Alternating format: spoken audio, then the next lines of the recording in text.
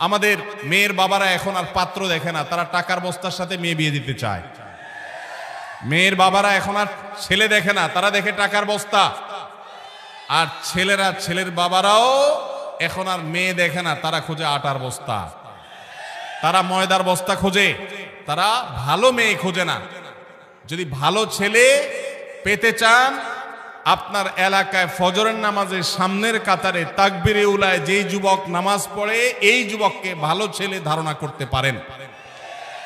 আল্লাহ তাআলা আমাদেরকে দিনদারিতা এবং ধার্মিকতা দেখে বিবাহ দেওয়ার তৌফিক দান করুন।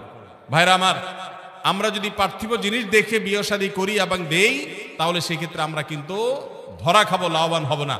এই বোনকে বলতে চাই, আপনি এলাকার আলেম ওলামা, মসজিদের ইমাম সাহেব, তাদের মাধ্যমে আপনার ফ্যামিলির লোকজনকে বোঝাবার চেষ্টা করেন। আমরাও তাদেরকে বলছি, আল্লাহকে ভয় করেন, দিনদারিতাকে অগ্রাধিকার দিবেন, অন্য কোনো কিছুকে নয়। ইনশাআল্লাহ শান্তি।